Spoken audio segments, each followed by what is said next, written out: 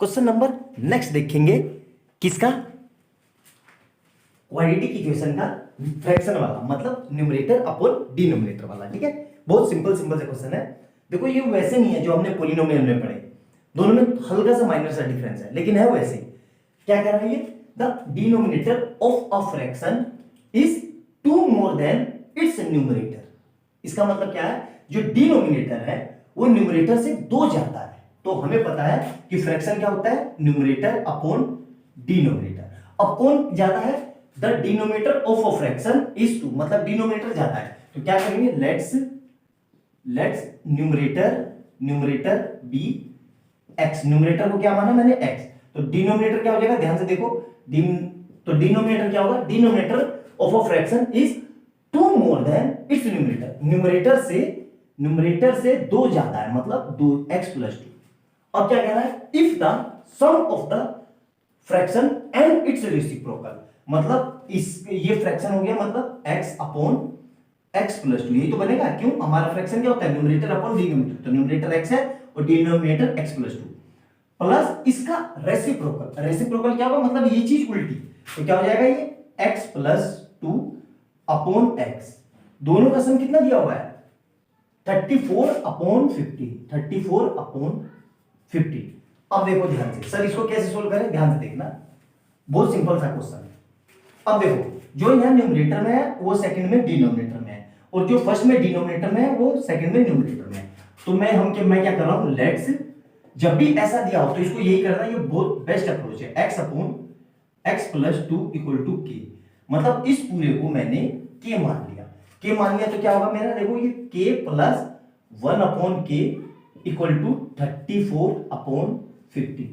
अब हम अननेसेसरी कि इसकी मल्टीप्लाई इधर, इसकी मल्टीप्लाई इधर, फिर जो आएगा उसकी मल्टीप्लाई इधर, उस कैलकुलेशन से हम बच गए। हो उससे भी जाएगा, मैं ये नहीं कह रहा हूं, लेकिन वो गधा मजदूरी हो जाएगी। ये एक स्मार्ट अप्रोच है। तो अब इससे हम कैसे करेंगे, ध्यान से देखना। तो k का एलसीएम ले लिया तो क्या हो जाएगा, ये k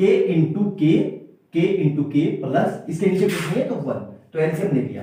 तो k प्लस 1 अपॉन 1 k = 34/50। अब देखो ध्यान से, ऊपर क्या आ जाएगा, k² + 1 अपॉन k = 34/50। अब फिर से क्रॉस मल्टीप्लाई, ये इधर ये इधर, तो क्या हो जाएगा 15 और ब्रैकेट के अंदर k² + 1, और इधर से क्या होगा k × 34। अब ध्यान से देखो क्या आ रहा है, ये 15k² + 15 = 34k। यहां तक क्लियर है, बहुत सिंपल सा क्वेश्चन है, समझ में आ गया होगा स्टेप बाय स्टेप। अब देखो ध्यान से क्या कर रहा हूं मैं, तो 15k² और 34, तो माइनस का 34k और प्लस का 15 = 0 है ना। तो यहां पे इसकी मल्टीप्लाई करो तो 15 15 2 to 5, हमें पता है क्या होता है भाई, 15 × 15 × 15, तो 150 और 75 2 to 5। अब 2 to 5 के मुझे ऐसे फैक्टर लेना है कि प्लस माइनस करके 34 आ जाए और मल्टीप्लाई करके 2 to 5 आ जाए। तो 2 इसको 5 से किया तो ये कितना जाएगा, 20 5 बारी में और 45। ठीक है, फिर इसको 5 से किया तो ये कितना जाएगा 9, और ये 3 से जाएगा तो ये फिर 3 से जाएगा। तो अब कितना हो जाएगा, ध्यान से देखो, 5 3 जा 15 15 और ये 3 15 45 45 में से ये किया तो जा नहीं रहा है। और कोई तरीका देखो ध्यान से, तो 3 3 जा 9 9 5 जा 45, इससे नहीं हो रहा है, 5 15। और कोई तरीका, तो इसके फैक्टर कैसे निकलेंगे, इसके कुछ फैक्टर स्टक हो रहे हैं क्या, वेट कर लेते हैं। तो 3 3 जा 9 45 ना, 5 5 जा और 3 जा नहीं हो रहा है, तो 25 और 9 हो तो गए, 25 और 9, तो क्या क्या फैक्टर हमारे, तो 15k² प्लस 25k, ओ माइनस माइनस माइनस, देखो माइनस, क्योंकि हमें माइनस में चाहिए, तो 5 माइनस के 9k और प्लस के 50 = 0। ठीक है, यहां तक समझ में आ गया होगा। देखो अब ध्यान से, अब मैं क्या कर रहा हूं, इस पूरे में से देखो क्या कॉमन आ रहा है, इस पूरे में से 5 कॉमन आ रहा है और k कॉमन आ रहा है, तो यहां से कितना हो जाएगा 3k - 5।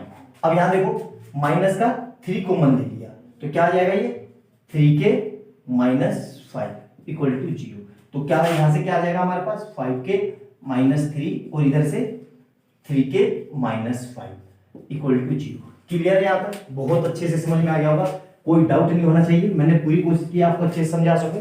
नोट डाउन कर लो, ठीक है। अब देखो, अब मैं क्या कर रहा हूं, 5k -3 इक्वल टू 0 और इधर से क्या लिख रहा हूं, 3k -5 इक्वल टू 0। तो यहां से कितना आ जाएगा, 5k इक्वल टू 0 प्लस 3। तो यहां से k कितना आ जाएगा, 3/5 और यहां से कितना आ जाएगा, 3k इक्वल टू 5 और इधर से कितना आ जाएगा, k इक्वल टू 5/3। यहां तक समझ में आया? देखो ये ऑटोमेटिकली रेसिप्रोकल है।